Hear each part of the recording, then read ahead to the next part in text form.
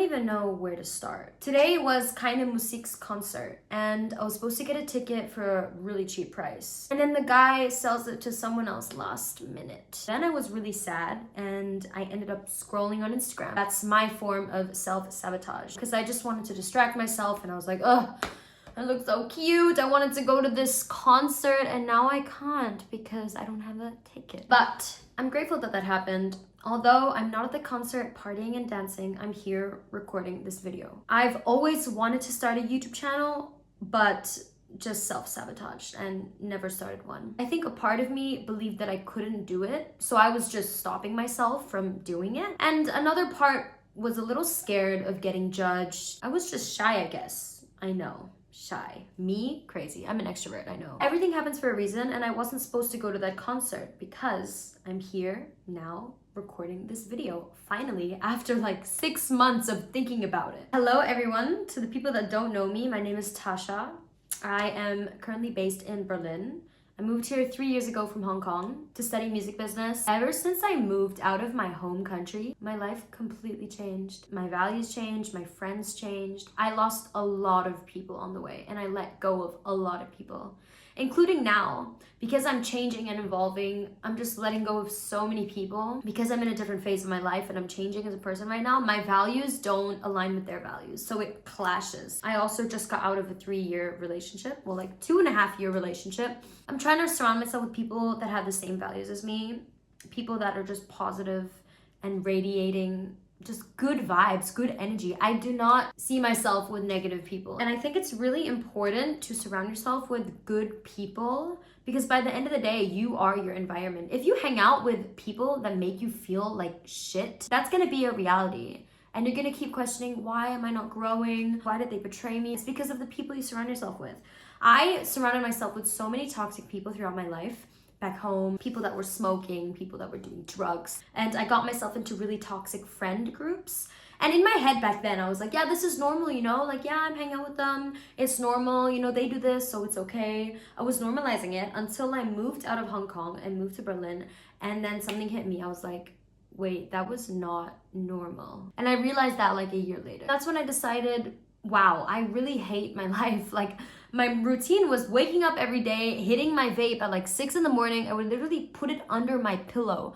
I would drink so much coffee, Red Bull, Monster, everything you could think of for energy, because I was always so tired, so lazy. I just felt so horrible. I just didn't want to be there anymore. And I just hated everything. That's why I decided I want to change my life. I don't want to be this person anymore. I don't like it. I feel so bad. I hate it. And that's when I started to quit nicotine. I quit vaping. That took a while, I won't lie. It was a constant war between myself because I would get so nauseous, and vaping was my life. It was part of who I was. It was my identity. So it's really hard to let go of who you think you are. And vaping was literally like half of my heart was vaping. Like, I loved it so much. It was really hard to first let go of the idea of vaping, and second, to actually not hit that vape when I had it. I was feeling so nauseous every day because I was having so many nicotine withdrawals. I got so angry at everyone around me. I would just get sudden bursts of anger. My body was like craving the nicotine, and I didn't have it. It's kind of like when you want to eat a donut and you have a donut right in front of you and you can't eat it. You know, like you're on a diet or whatever. You feel hangry, you feel angry, you feel all these emotions, you feel triggered. I was feeling that with vape. After a few weeks of not hitting a vape, my body got so used to it really fast. The good thing about being human is that your body can adapt so fast and your brain can adapt so fast. You gotta be resilient, and you just gotta tell yourself, no, no, no. The more you say no, no, no, it just becomes a habit, and then you actually don't wanna hit it. Now when I think of vaping, I'm like, ew, that's disgusting. I associate it with chemicals, death, black lungs. Like, that's what I think of now when I hear the word vaping. No, like, I don't like it anymore. That's what happens when you stop hitting a vape for a few weeks. Your body just rejects it, and your brain as well. You train your brain into thinking it's really bad, and then your brain associates it with something that's bad. I just remember being so unhappy. Moving out and just being in a completely different environment changes your whole life. It changes your perception of yourself, of other people, of the world, because you see new things, you smell new things, you hear new things. You're surrounded in a complete new environment. I think for me, moving out of my country was the best decision I ever made. Although I'm grateful that I experienced a lot of things back home, negative and positive, moving out really let me find myself and just be with myself. I never really spent time with myself back in Hong Kong. I was always surrounding myself with people because I just couldn't be alone. It was hell for me. I remember in high school, every day I would call my friend exactly when the clock hit 12 because that was lunch. And I had to call her because I just couldn't be seen alone, number one, because I was scared of how other people perceived me. Second, I couldn't be by myself. Like, I just felt so uncomfortable. I had to always rely on someone and call my friend like, hey, where are you? Can we meet here? Let's buy food together in school. Because I was just so uncomfortable with being with myself and being seen alone. Like, in my head, I thought, wow, if other people in my class see me alone, they're gonna think I am a loser, I'm a loner, and everyone's gonna like hate me and think I'm weird. I cared so much about what other people thought of me. I was just self-sabotaging myself. I was just blocking myself from even trying to do things alone because I told myself, they're gonna think you're a loser. They're gonna be like, why is she alone? Why does she not have friends? Just constantly thinking about what others would say about me or think about me. Because when I was 12, I got really badly cyberbullied and everyone hated on me. My brain was just in a constant state of fight or flight. It was just like, wow, everyone hates you. Wow, everyone's talking about you. Wow, everyone thinks you're this. Everyone's judging you. So I was just constantly replaying that in my head, and I started to believe what other people would say about me. Like, that was my reality.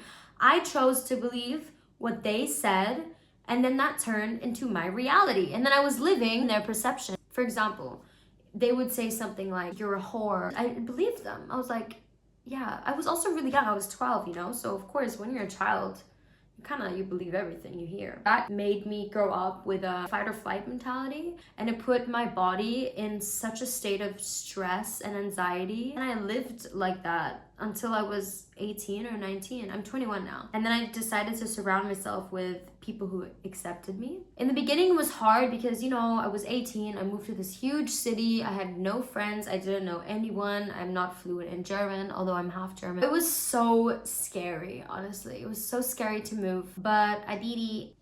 Ooh, that crack. However, I got over my fear of being alone by doing things alone. Just being like, fuck it, I'm gonna do it. I'm just gonna do things with myself. I'm not by myself, I'm with myself. I started going to events by myself. I started going to a bunch of open mics by myself and jam sessions, going on solo dates by myself, solo clubbing. Now, whenever I go dancing or clubbing, I love to go with myself. It's so fun. And your confidence just goes up. You have to walk into a room full of people. You have to dance with yourself. You get that drink with yourself. I love it now.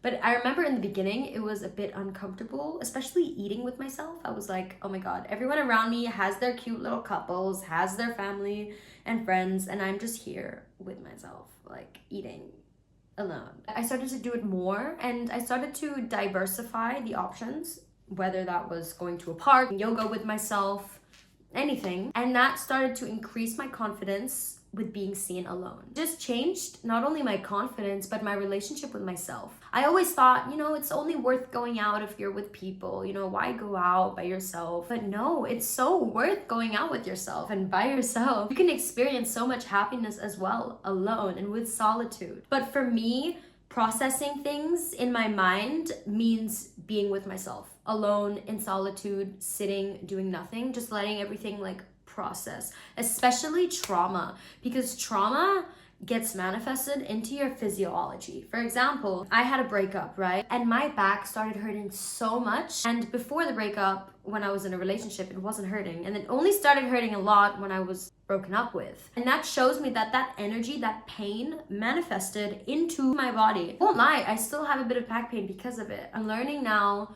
to try to let go of the pain, let go of the attachment, because I was very attached to this person, and just letting that go. And instead of being angry that I'm not with that person or really sad, I should be grateful that I got to experience such beautiful memories with this person. It's all about your perception. You can also decide, oh, I hate this person, and put so much negative energy out, or you can decide, you know what, everything happens for a reason. It's okay. And first of all, I deserve better. Second of all, it doesn't matter. Like, I experienced beautiful things, and that's what matters. I was happy. That's what matters. And I just have to hold on to that happiness. Instead of radiating negative energy, radiate positive and gratitude. And that's what I'm trying to do. I'm still in the process of it. Everything happens for a reason. I'm grateful that I didn't go to that concert, because if I went, I wouldn't be here. Okay, bye.